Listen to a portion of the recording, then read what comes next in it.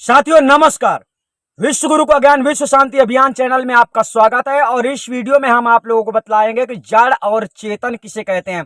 जी हां, अच्छी तरह समझ लेना। हम आपको प्रैक्टिकल रूप से समझाना चाहते हैं। देखिए, आत्मा परमात्मा को तो आप जानते नहीं हैं, लेकिन यहां पर हम उदाहरण रूप से समझाना चाहते हैं कि हमारे अंदर विद्यमान जो आत्मा है वो चेतन है, और जो आत्मा से उत्पन्न हो रही समस्त जो विचारधाराएं आपके अंदर जो कुछ भी हो रहा है, जो आप देख रहे हो, सुन रहे हो, जान रहे हो, परख रहे हो, खुद से आप उसके मतलब आत्मा जो है चेतन है, वो साक्षी दृष्टा है। अर्थात जो आत्मा है वो अलग है, और जो जो जड़ है मतलब जो आत्मा है वो चेतन है, और जो जड़ है वो समस्त संसार में जो आपको दिख रहा है, आपका शरीर भी ये पूरा जड़ भौतिक पदार्थ माना जाता है। अर्थात ये आत्मा का ही दूसरा रूप है, तीसरा रूप है। जितने संसार में आपको दिखाई दे रहे हैं ये आत्मा के अनेक रूप हैं, लेकिन चेतन आत्मा का स्वरूप जो है साथियों, ये चेतना सबसे अलग होती है। अब हम आपको बतला देना चाहते हैं कि एक सूक्ष्म सृष्टि, एक जड़ सृष्टि, यानी कि स्थूल सृष्टि।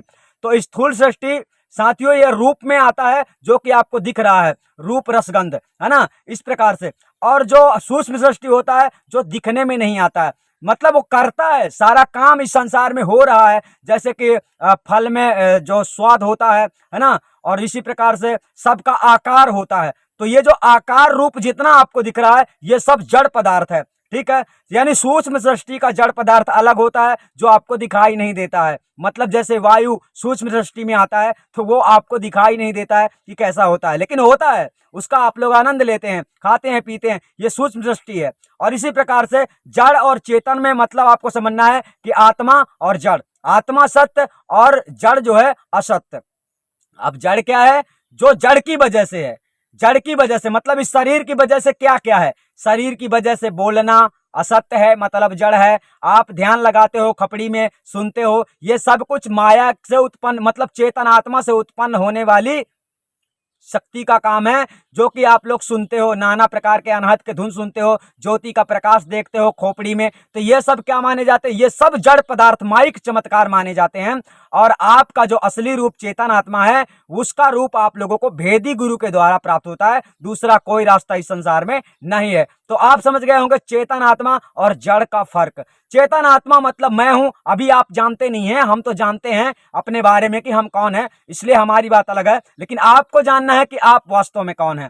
आप ये नहीं जानते हो, नाना प्रकार की साधनाएं संसार में करते रहते हो, नाना प्रकार के विचारों में पड़े रहते हैं, नाना प्रकार की वीडियो देखते हो। ऐसे देखते देखते लोगों का जिंदगी चला जाता है, नष्ट हो जाता है, और ये भी नहीं पता चलता है कि जड़ क्या है और चेतन क्या है।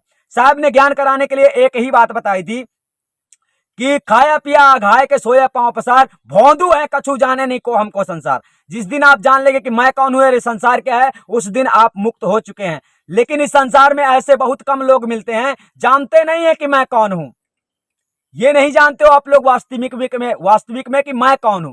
आप जिसे देखते हो ना वो दूसरा है, लेकिन आप खुद को नहीं देख सकते। आप खुद को तब देखोगे जब गुरु रूपी आईना आपके सामने आता है।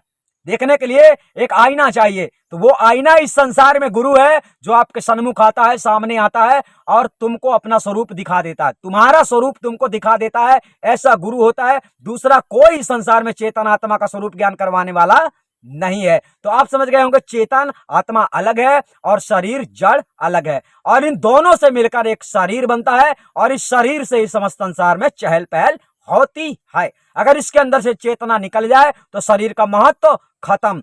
और जो दुनिया बनाने वाली एक चेतन आत्मा है, अगर वो चाहे तो समस्त संसार खत्म। मतलब उसकी शक्ति से सब कुछ हुआ है। अर्थात चेतन और जड़ एक साथ ही रहते हैं, और जिसकी चेतना इस संसार में फंसी है केवल वही पीड़ित है इस जड़ में जो फंस गया है। और जो इस जड़ से छूट जाता है वो परमात्मा सत्ता में विद्यमान हो जाता है, उसका मोक्ष हो जाता है। तो आप लोग समझ गए होंगे जड़ और चेतन क्या है। अधिक जानकारी के लिए आप संपर्क कर सकते हैं। हम आपको फिर मिलेंगे, तब तक के लिए धन्यवाद।